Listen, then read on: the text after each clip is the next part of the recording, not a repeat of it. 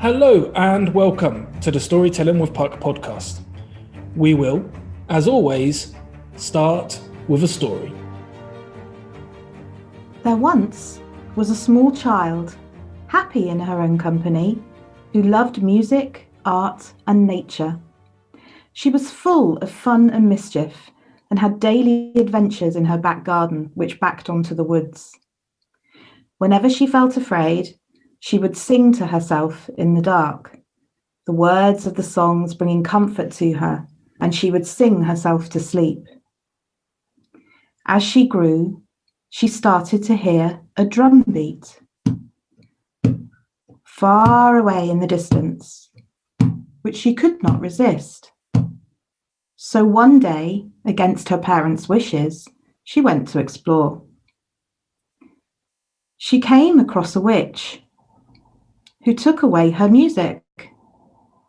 She would not need it along this path, she said, and the girl closed her heart to song.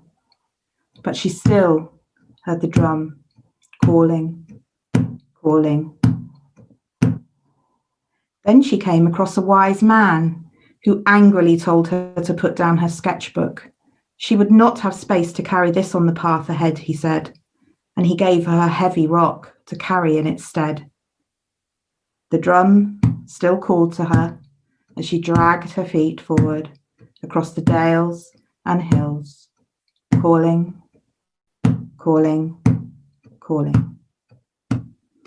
For years she travelled, adding rocks to her backpack, through storms, hail, wind and snow, sometimes resting for a while in a warm, sunny place, but always moving on, pushing through and never giving up. Until one day she came across a strong, tall oak tree. Its branches filled the sky and its roots sank just as deep into the earth. The dryad of the tree welcomed the weary, battered girl. "Come inside," she said. "Sit down. Rest here for a while." The girl sat down and they talked. They talked about her love of music, her joy of creating, and the stories of her journey. They laughed, they cried as the years unravelled and the girl placed her rocks on the hearth, one by one. Once all that was said was needed to be said. The girl shut her weary, tear-stained eyes and listened. In the darkness, she found she was no longer afraid, and she could hear the drum beat, louder and louder. Her heart opened once again, and there she was, the woman with the drum. She had been there all along. I love that story. Thank you so much, SJ. Before we start, a little note to anybody who is listening for the first time or anyone who has forgotten. My name is Stefano. I run Puck Creations and I am the regular host of this podcast. If the title, Storytelling with Puck, hasn't given it away, this podcast is all about stories. We will share stories, chat about stories, and see how stories fit in with the business world too. Of course, we couldn't do that without our wonderful guests. So let's start this podcast properly by introducing SJ Woods. SJ, let's make this podcast episode flourish by finding out a little bit more about who you are. Hi, Stefano. Thank you so much for having me on your podcast. I absolutely love it. And just love the stories that are coming out and the real people and the humanness of it. So thank you so much for having me on here. Absolute pleasure to have you here. Why don't you tell our listeners a little bit about yourselves, who you are, and maybe a little bit about where that story comes from as well. Okay, so I'm Sarah Jane Woods. People call me SJ. And I am an emotional health coach for women. And that story comes from my childhood, as a lot of our stories do. Mm-hmm. It's through my travels of being a therapist and a coach for women, it's our stories that bring ourselves to life, aren't they? Yeah. And actually, when we start to look back on our past, we can see things that we've left along the way sometimes. And for me, particularly song and art and creativity is something that I'm rediscovering right now. And thanks to the storytelling with Puck, because that's actually cracked open a nut for me. So it's been brilliant. That's wonderful to hear, because your creativity is boundless. It's clear to see, it's clear to hear, it's clear to listen to for all of everybody tuning in as well. And I say tuning in, we don't have a radio station, but I've got carried away. but what I loved about the story was whether or not the metaphors that you are referencing throughout the story are a constant link to people who are listening, or they have the same feelings as you do. There's a rhythm to the story, there's a beat, and the music and the creativity that you put into it. You could have a very distant relationship with it or a very close relationship with it, depending on your emotions at the time and how much depth you put into listening to it as well. So that's something that I found really powerful. When you've told that story to other people, what kind of reaction have you had to it? How have people related to it?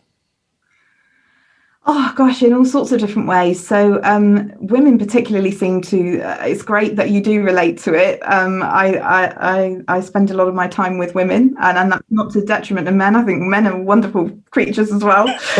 Some. But yeah, that a lot of women resound with it. We tend to leave a lot of things behind as we grow. You know, we get married, we have children, we have relationships, and we juggle a lot. Women, don't we? We're quite strong, and we're usually the linchpin of the family that keeps everything going. And we put aside our dreams for everybody else. And I get a lot of women saying to me, "Oh my goodness, yes, that really makes sense to me." And yeah, and that's what I do, why I do what I do, because it's about bringing women wholly back to themselves, and being able to have their own lives, you know, as well as being this Wonder Woman who serves their family and their friends and their children. So tell me more about that. When you explain a typical woman's life, and especially over time, that's changed a lot. But there, as you say, there's still a lot of sacrifices.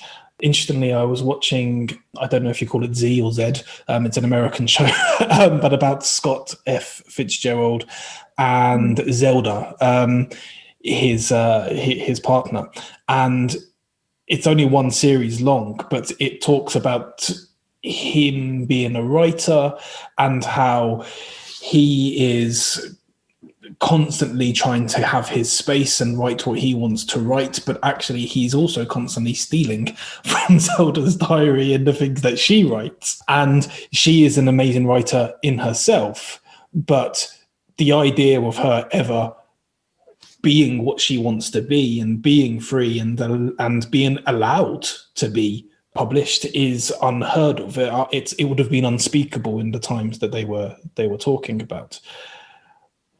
Over time, that's improved quite a lot. In fact, decades later, I believe Zelda herself was published. But there's still family dynamics which shape and mold what we think we're allowed to do and what we are actually allowed to do as well. How do you deal with that in your therapies and your conversations with the women that you speak to?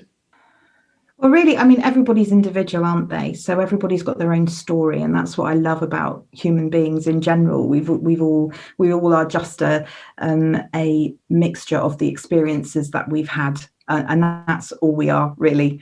And you know, women are very different, but I can speak from my background, where my mum was a working mum.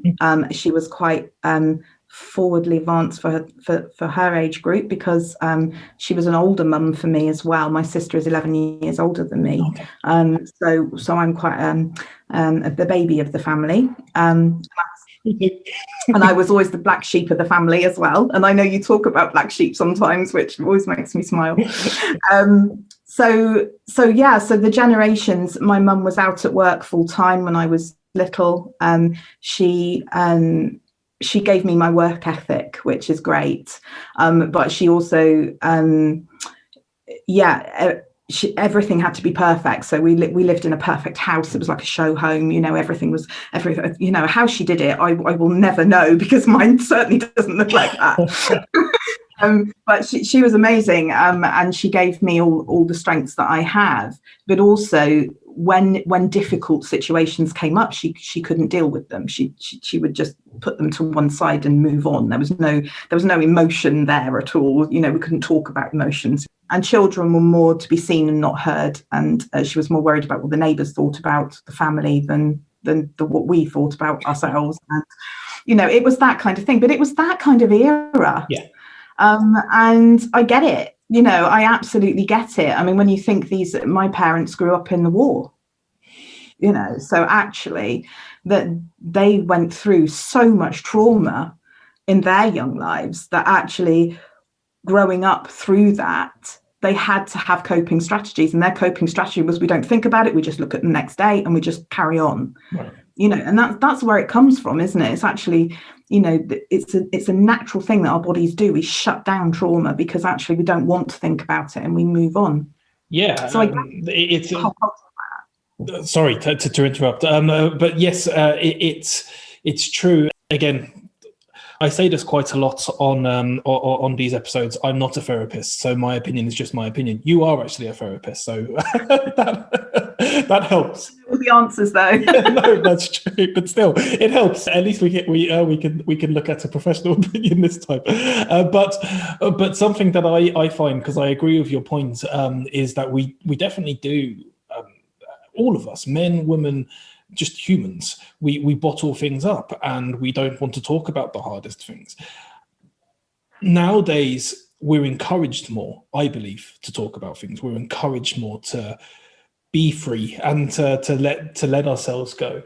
But I think you're right. In my parents' generation, the idea of talking about emotions and talking about what we were going through and talking about the challenges of potentially not having enough money at some point, or the challenges of relationships, or the challenges for my parents. I imagine, I'm the youngest of six, so like you, I'm the baby of the family. I imagine having 6 kids isn't easy.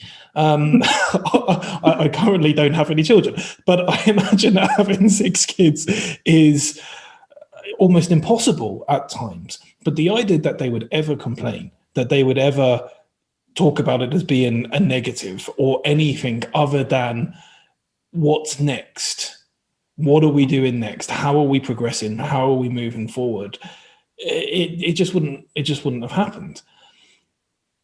When Gary Nightingale came onto our podcast, I think it's episode 4, I'm not 100% sure, but I think episode 4, he talked about that stoicism and his parents' generation as well, and also his generation to a degree, and similarly how emotions weren't released. But what I liked about the way he described it is he doesn't describe it, just like you did then, he doesn't describe it in a negative way. He just describes it as it was, we learn, and we move on. What are your thoughts on that, and how we move forward, and what we do when we look back into the past as well, and how we reflect on it? This is where my project management training comes in. So my other arm is I'm a project manager, so this is where that comes in. And I always think about lessons learned. So in project management, when we look back on projects before we start a new one, we always try and look at old projects and see what lessons we've learned from them, so we don't make the same mistakes again, basically. And I've always used that through my life. So that's what I was taught to do through my life. And when change comes along, because that's what project management is, it's all about change and growing through change. It is about just learning from the past, and we can't change the past, can we? The past is the past. It's there. It's there. But what it does is it haunts us sometimes. So sometimes those emotions actually haunt us from the past. Right. So when I look back on the past, I think, And part of the therapy that I do actually looks at people's pasts and is like post-traumatic stress disorder and things like that. And people get flashback memories and they come in. But the interesting thing is the way our brain works is when we actually remember something negative, we store fear with it. So the way our body works is it all slows down. Do you ever have that moment where you fall over and you know you're falling, but you can't stop yourself? Yeah. Everything just slows down. That's your stress response and your fear actually kicking in.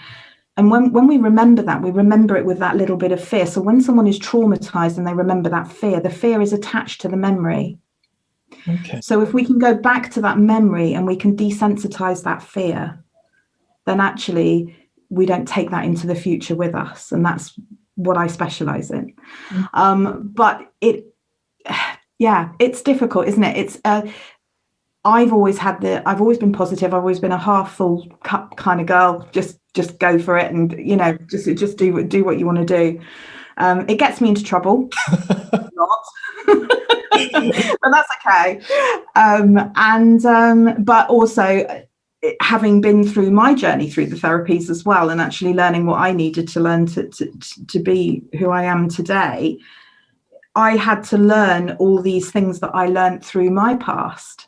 And a lot of my mum's response to emotion was because my dad couldn't handle his. So she would shut it down, and we would ignore it. Okay. So it was interesting that we found that this person that we used to live with could not cope because of the traumas he'd had in his childhood. He couldn't cope with his anger at all, and it used to come out into the family. So my mum used to protect us by saying, "Oh, just don't talk about it. It's fine," and we used to just carry on. But actually going back into my past and realizing that has happened has actually made me feel a lot better towards my parents. That's interesting. Towards both parents as well. Yes, absolutely, because I understand it from both their points of view. So when you do that, when you look back into the past, I've not been through your situation. I've not been in that position. I know people who have been in that situation. And sometimes looking back on it feels almost impossible because, as you say, the connection, it's not a logical process. I can look at it from the outside and potentially say, oh, okay, I kind of understand why somebody might be like that. I kind of understand why they might have done what they've done, if it's good or if it's bad. I understand why people are trying to cope in the way they are, etc. But being there, to have that almost desensitized look that you were talking about, isn't a case of thinking logically. So when you were going through that at first, if you don't mind talking about this, and when you were thinking about what your dad used to do, how your mum used to cope, the feelings that you had when you were a kid whilst this was all happening, the knowledge that you had or didn't have, because a lot of the time you don't actually, I think as a kid, know what's going on, you just feel some of it. When you looked back at that as an adult at first, what were your feelings, what were your emotions, and then how did they evolve? Well, when I first, all I knew that was my dad was a very angry man. And all I ever got was, I don't know why your dad's so angry. That was his mum. She used to say to me, I really don't know why your dad's so angry and why he takes it out on you. That's all I got. That was it. That was the acknowledgement of it. That was it. But I left home when I was 17 because I couldn't cope living at home anymore, basically. And so I went through my own journey of I became homeless. I got married very young at 19. I had my son. He was on the autistic spectrum. I can't get the words out. And I went on this journey but I was all right because my mum had given me all this resilience. Actually, I was this really resilient person. So everything that I went through, I just learnt from. And then When my son, my first husband left when my son was 3, he couldn't cope with the diagnosis, and he had a lot of his own trauma going on, which I didn't even realize at the time because we didn't talk about those things at the time. He left, so I was left on my own in a massive amount of debt with a young boy with autism, and I was just left to bring him up, basically. So I did. So you did what you had to do. You got on. But as I got older, and my parents started to rely on me for their health, actually, that's when the resentment started. And I started to resent them because actually it was almost like hang on a minute. You didn't want me. I was the black sheep of the family. I was always the one that was in trouble. I was always the one that was the terrible person. And yet now you need me. Now I'm okay. I don't think that works that way. Yeah. So that's when I started my journey. And that was about 10 years ago, probably. But now I can say, I love my mum. I love my dad. I understand why it happened. And I can look back, even on the times when I was in that trauma, I can look back at it and I can go, he must have been dealing with so much right then. Wow. That's powerful. That's really powerful. Yeah. And actually, it's you releasing it. It's your emotion. We create our own emotion, believe it or not. This is unique to us as our fingerprints. Explain it in a bit more detail. Explain what you mean by that. So people think that we're triggered. So we talk about our triggers, don't we? What triggers emotion in us? Yeah. But actually neuroscience is now coming out, and it's relatively new, that we actually create our own emotion. So we construct it as well as we construct an idea, a dream, anything else. It all comes from within us. And it's a pattern. It's a pattern that we've learned to do. And we learn to do so well that we can't see it.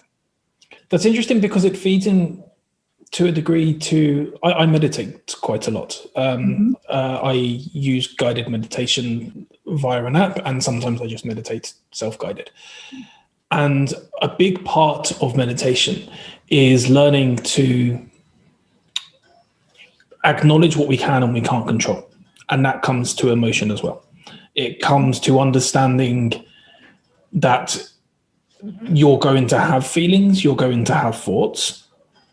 Don't try and push them away, and also don't run with them. Just let them sit, acknowledge them, say, okay, they're there, and then let them be. And I think part of that potentially feeds into what you're talking about now, which is the idea of the neuroscience that we create our own emotions. I've never thought of the word create our own emotions before, but am I getting anywhere with that? Does that make sense? You are indeed. So mindfulness comes in terms of we are here in the present, and we are constantly feeling our environment through our senses. So through our 5 senses, through our sight, our hearing, our touch, our taste, our smell, we are experiencing the world all the time. Mm-hmm. So the world changes moment by moment, and that actually brings up emotion in us. It drives it down. I could look at a poem. It was a bit like what you were saying about the story earlier on, was you can be as far away from it or as close to it as you want to be. Mm-hmm. And actually, depending on your emotion and depending on your mood at that point. So we can be in an amazing anxious mood. I do anxiety really, really well. I've learned how to be anxious really well. I know my anxiety inside out. I know when it starts. I know where it goes. And our anxiety always starts with something in our body. So our body actually stores this emotion, and it stores it in a certain way, and it feels in a certain way, and it looks in a certain way to us when we start to look into it.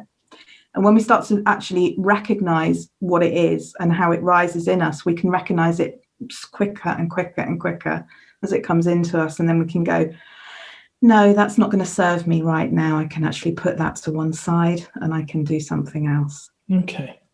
And that's what I do as an emotional health coach. I help people through that and be able to switch our emotions. So if we create our emotions, if we can believe that we create our emotions, because it's just a construct like everything else in life, if we believe that we create our emotions, then actually we can create happiness as well as we can create anxiety. We've just got to learn how to do it better.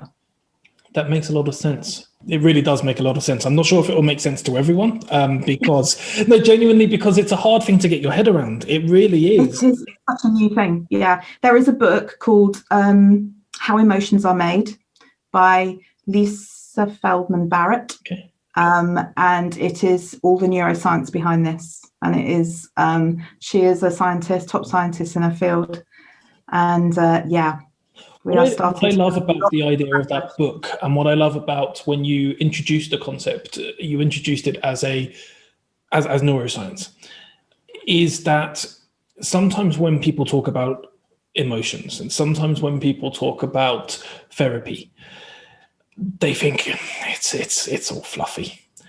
It doesn't, we don't need therapy. What we need is, we need stoicism, like we talked about earlier. We need, we need to just get on with life, and we need to get over it, and we need to be resilient, and we just need to get on. What I love about the way you talked just then was neuroscience. People think, we need to be scientific. Emotions are scientific. How do you approach that? How do you approach the idea of fluffiness when people come to you? Woo-woo question. A woo-woo question. Everyone calls me woo-woo. I love it. Bring on the woo-woo. I always answer with, okay, so what's woo-woo about natural, the way we work? Mm-hmm. Actually, when I talk a lot about nature connection. Yes. A lot of the trauma that I've been through and all the troubles that I've been through my life, I turn to nature. It's just what I do. I do it naturally because I grew up playing in the woods. That's how I learned how to do it. And now whenever I felt in trouble, I always turn to nature. It's your peace, it's your home. Yeah, absolutely. And I've forgotten what the question was now, Stefano. What do you do when people say to you what you do is all fluff? It doesn't matter. It's not scientific. So we're learning a lot more scientifically about nature connection as well. And it's all about how we connect with nature. It's all about the forest bathing and things like that are coming out of Japan. And the studies that are happening now are just incredible. And we know how trees talk to each other under the earth and all this kind of thing. Now, people might say that's woo-woo.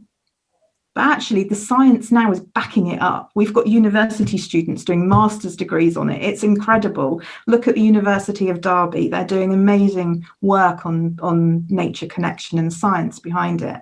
And this emotions book as well from Lisa Feldman Barrett is just incredible. And it's all this stuff is coming out now, that actually all the stuff that we knew instinctively all along as human beings, actually, it's right.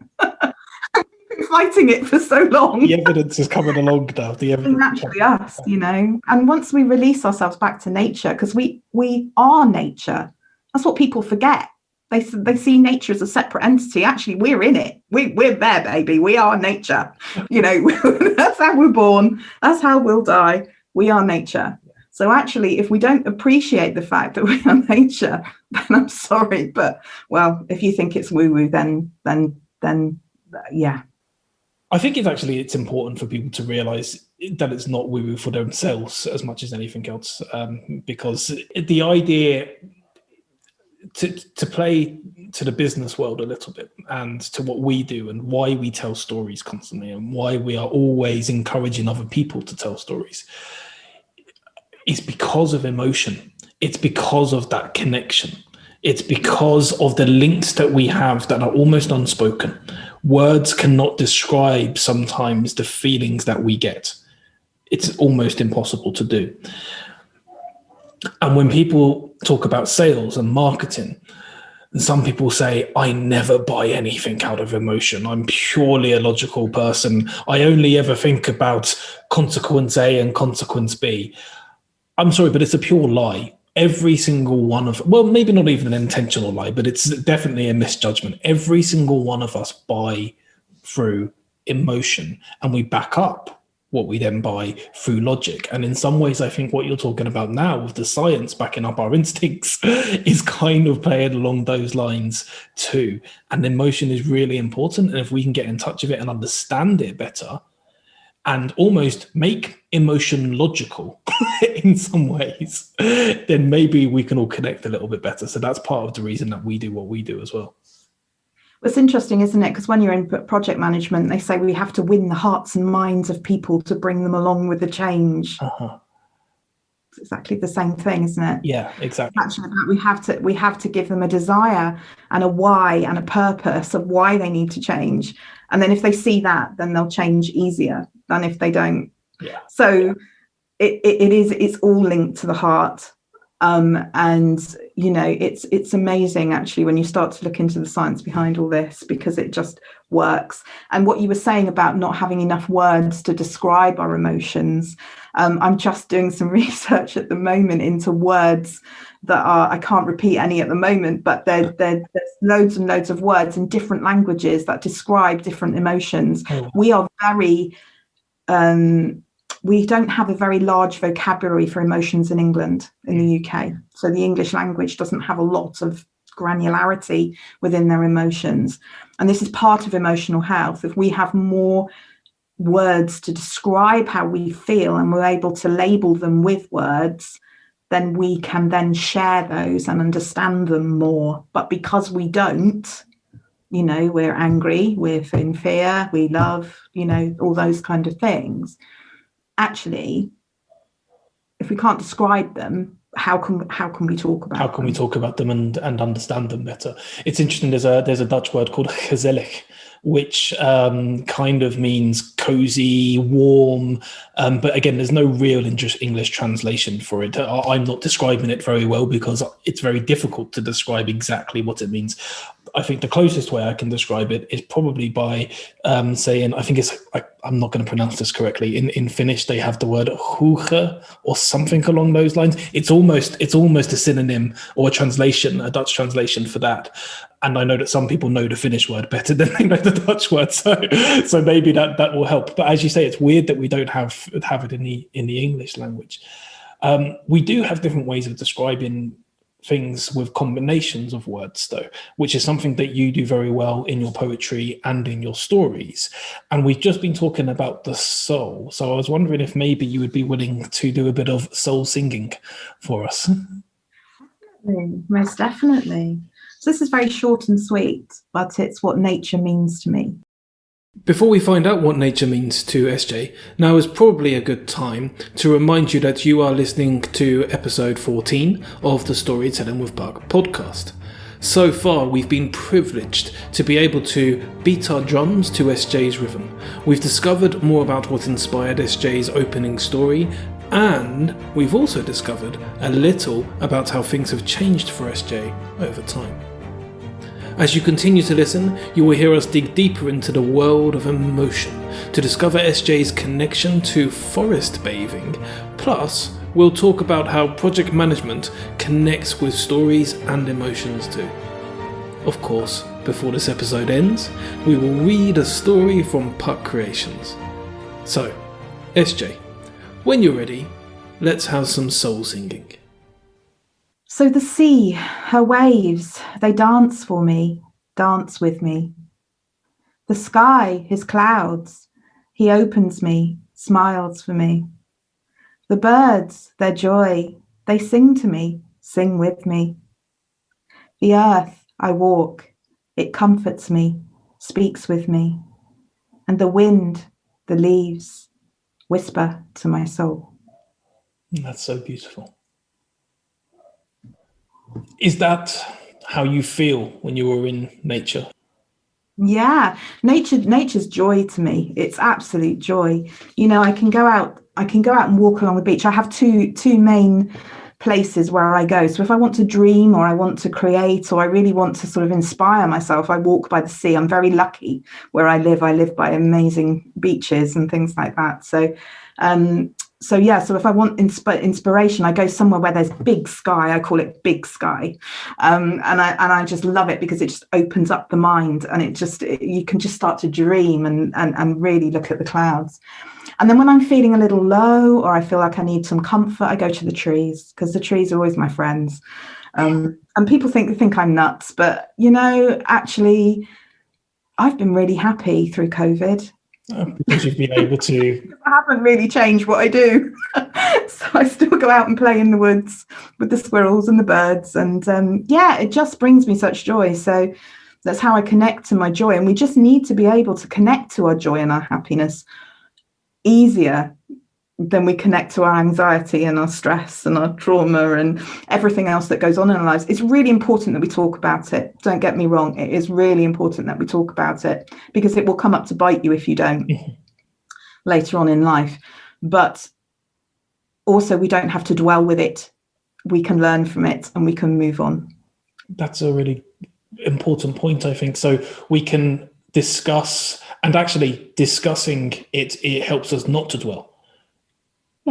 Yeah, it just releases it, doesn't it? As soon as you've got something inside you and you're not saying it, it just builds and builds and builds inside your head until it gets so big that you can't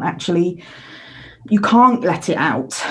But if you just let it out, it dissipates. The power just goes. It's just gone. And it's just like, oh, really?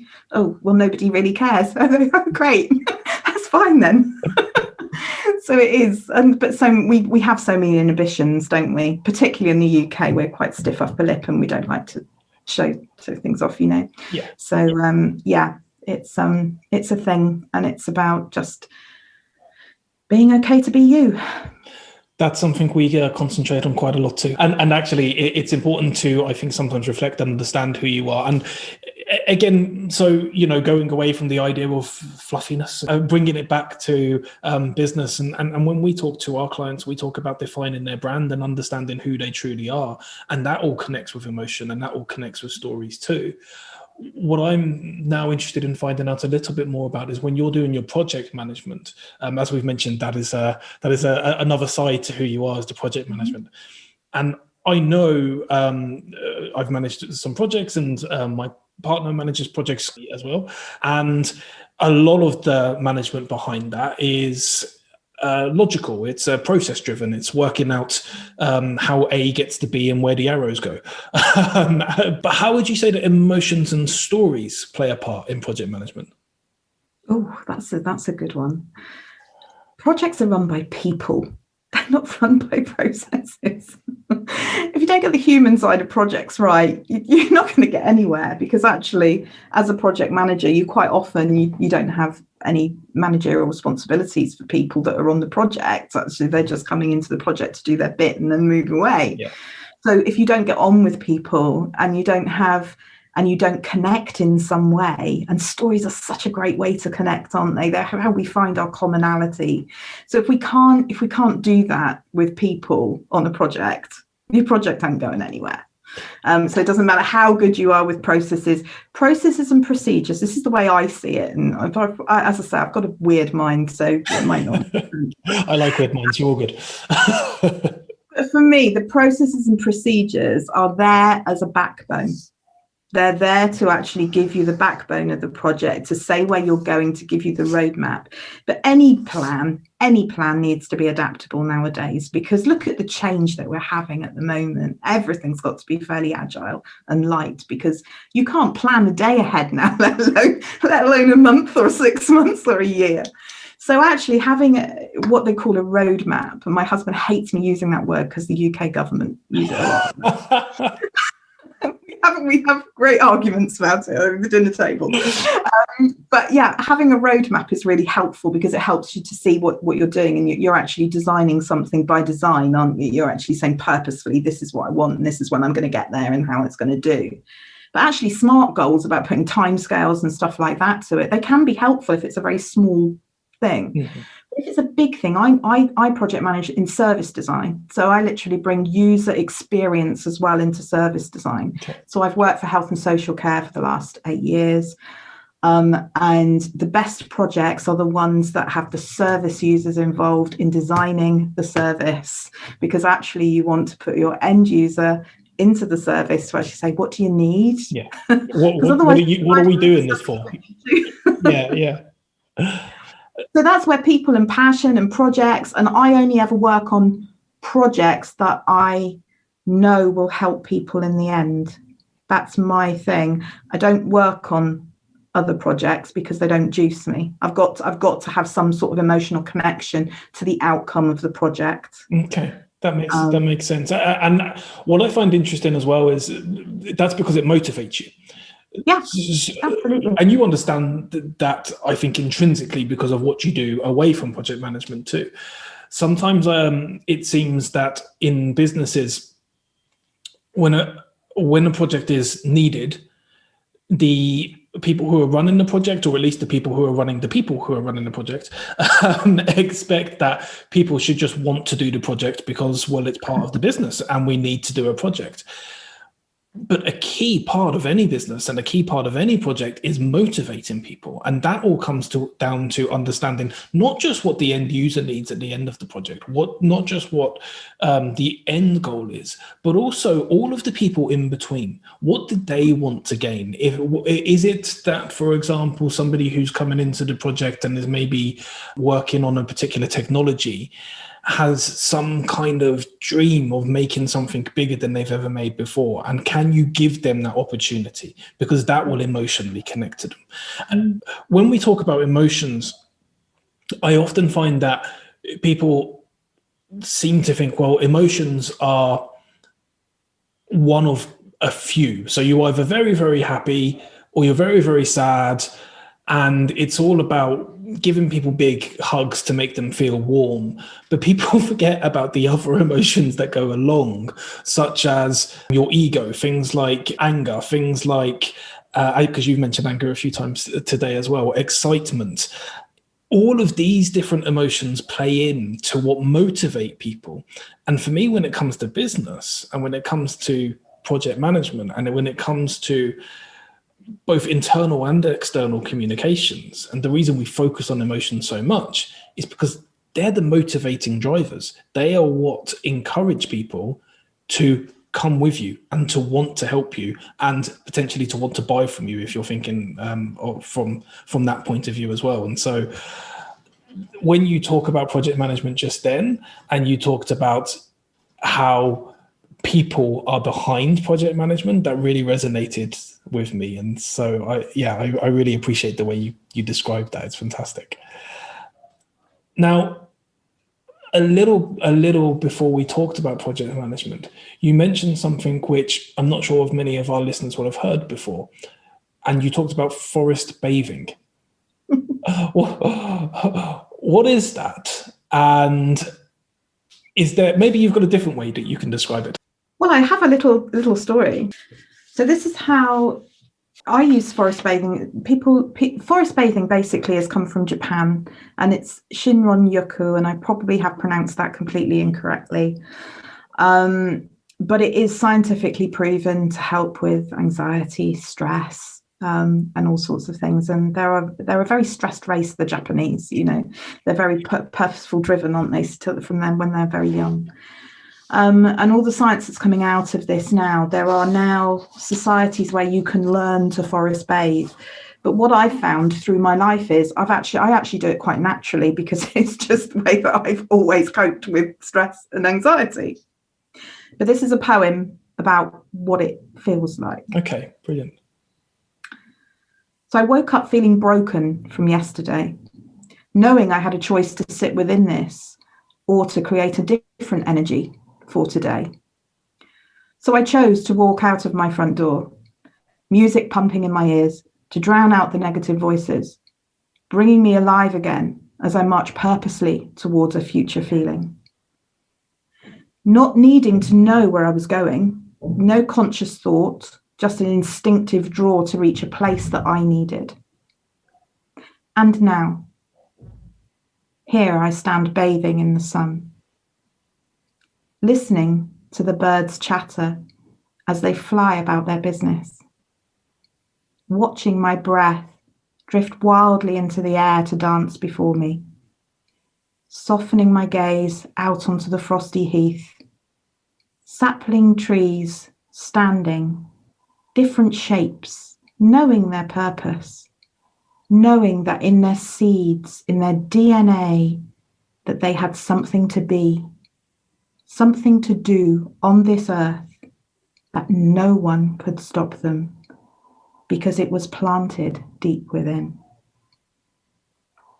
I feel the tree, bark, hard, solid, certain, pressing into my back, allowing me to rest for a while and soak in this beautiful day.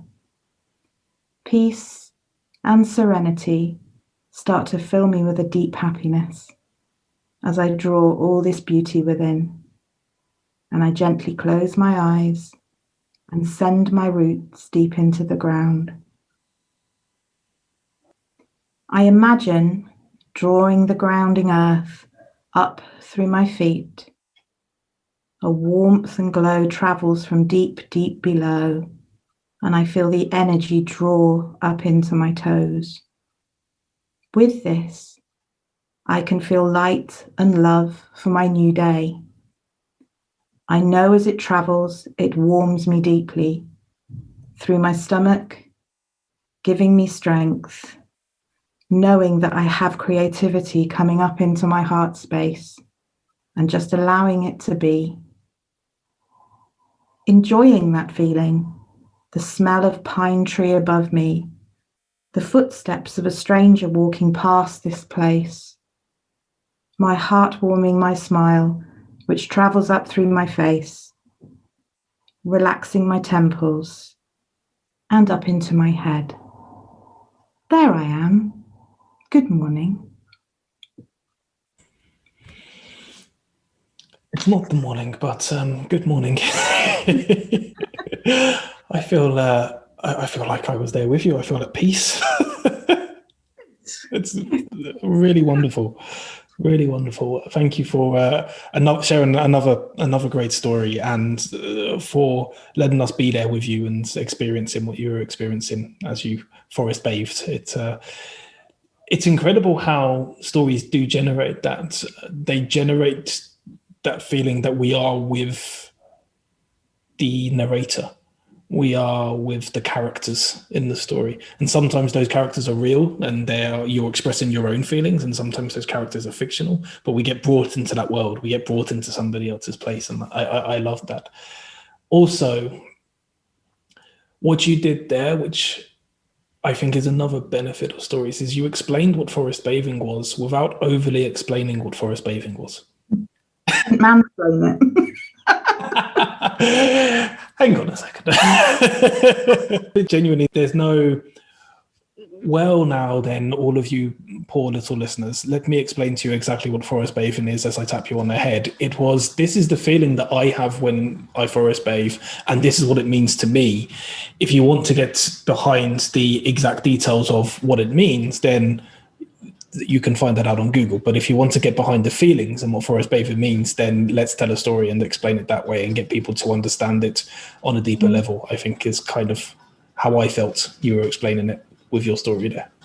Yeah, and there are great forest bathing guides. You know, this is becoming a thing now in the UK. So look up stuff near you, because there will be people, and I'm hoping to offer the service myself, hopefully soon. But it is about guiding people through this process to help them release their stress. And once you learn it, you've got it for life. And it's always around you. And you can do it with a pot plant. You don't actually need to be outside. So the idea is just to be with nature of some kind. Well, this is why I have trees behind me, and I know listeners can't see that, but I always have trees with me in some shape or form. I wear a tree of life. I've got a tree tattooed on my back, actually, and I've got trees back here because it's so ingrained into my identity now. And I married a man called Woods. I mean, what more do I want? It's like you were searching that whole time. I hope that's not his only attribute. I've heard you talk about him before. No, it seems to be a lovely man. No, one of many.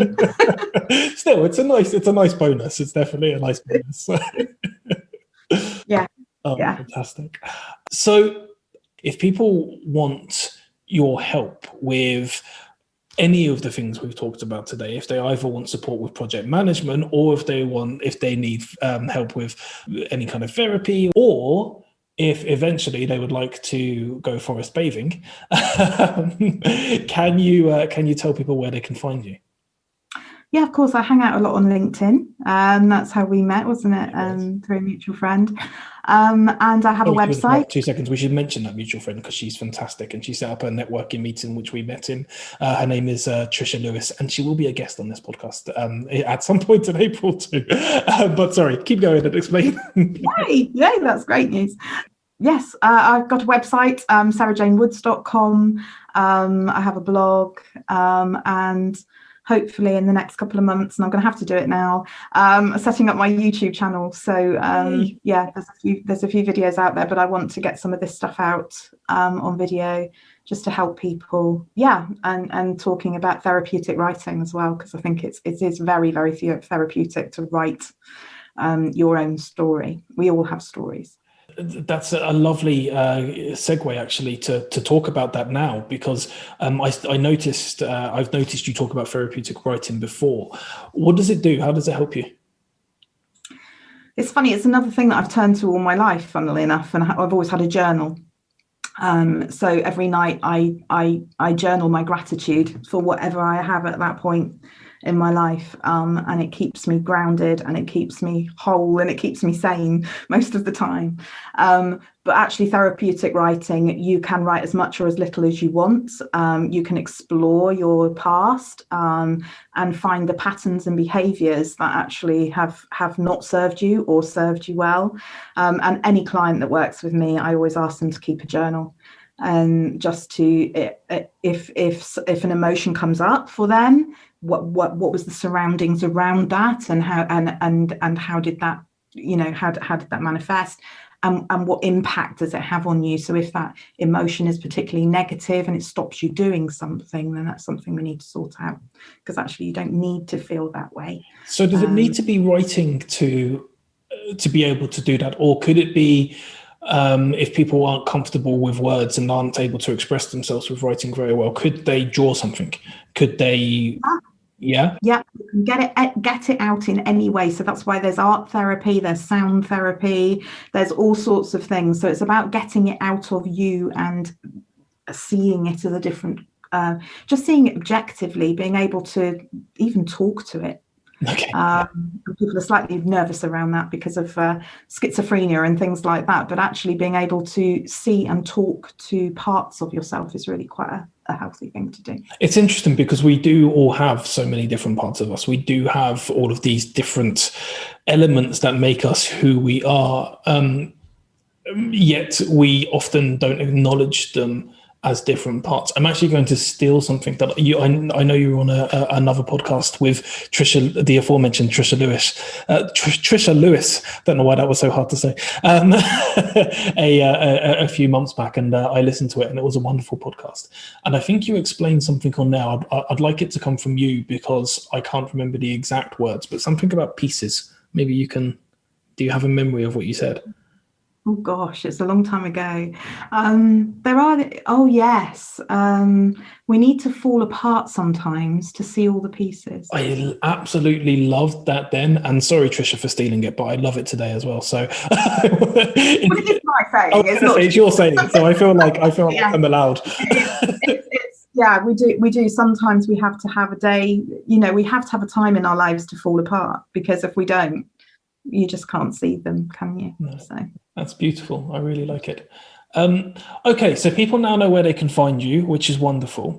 And one of the things that they can find is, I know there's a story which is particularly close to your heart, which you have written and is currently featured on your LinkedIn. If people would like to read it, but I would like to hear it from you if you wouldn't mind. So this comes from a story of my past, and my coping mechanism was always eating.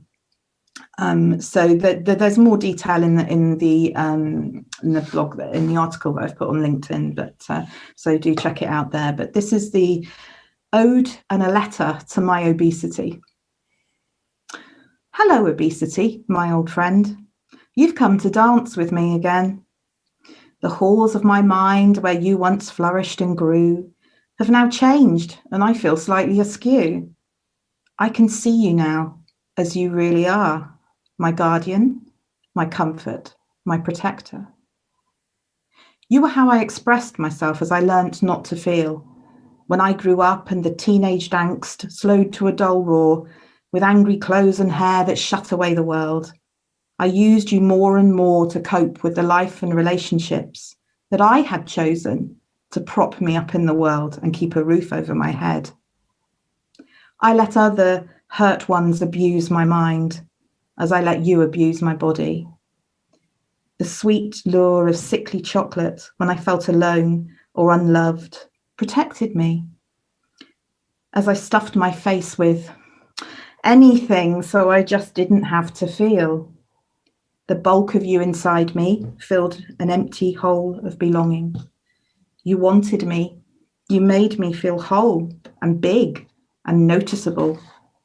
But you gave the judges more sway as they projected the fatism around them onto me in their own way to feel whole and big and noticeable. And this just fed you more.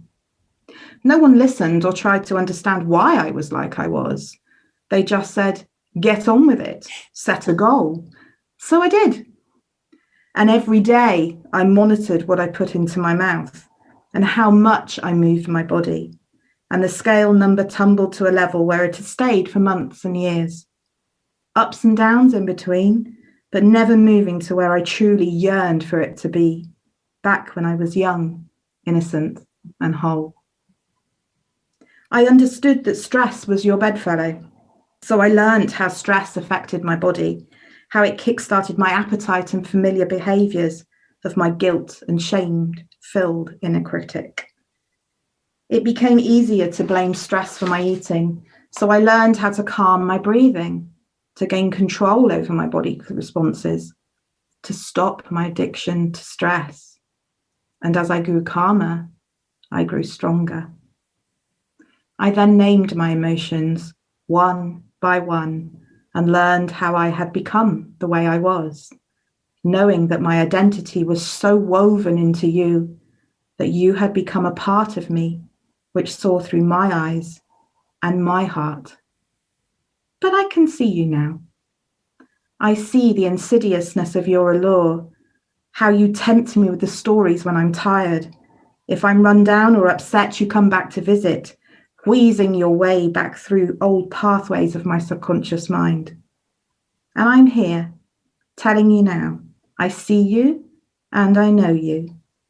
You are my sign to slow down, to feel, to notice myself and the world around me. And I thank you as my guardian. I accept you totally. I embrace you as the part of me that pulls me through the darkness. We will team up, you and I. We will work together to explore the joy and energy that true nutrition brings. I fill my life now with other things, writing, music, nature. My love for myself, my husband, and my home are my comfort blanket now. I love and forgive you for your misguided protection. I need you to keep reminding me and raising your hand when I am lost.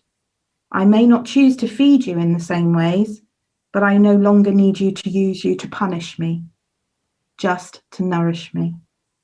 So farewell, obesity, my old friend. It is time to move on.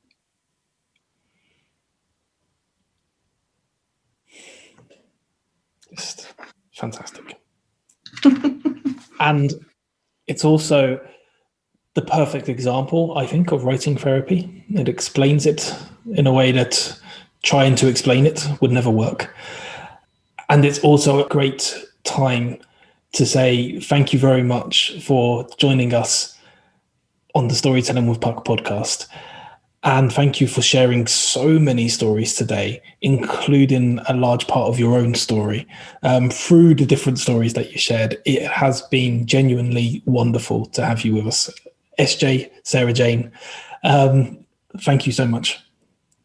Thank you, Stefano. It's been a pleasure, always. Always love talking to you. And good luck with the podcast because it's amazing. And I will be just sharing it with everybody. Oh, well, thank you so much. One brown leaf, sitting alone on a mat where we wipe our feet.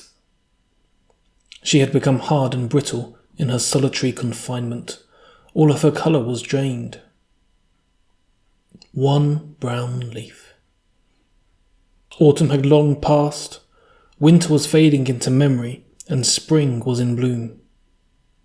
Looking outside, she would have seen vibrant colours, saplings growing, branches blowing, and lawns that needed mowing. She would have seen soil made from the regeneration of her brothers and sisters, nourishing the roots that held everything together. Except her. She was taken away. She was forgotten. She was so close to life, but so close to death. A little care, a little nurture, a little love would be all it took for her to flourish once again. In a different form, with a different light, yes, but flourish all the same. One brown leaf. If only they all knew the support that she would provide for them too.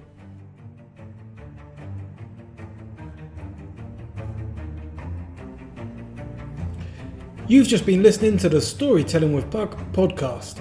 We'll be back very soon, so make sure you subscribe and catch up on any of the episodes you've missed.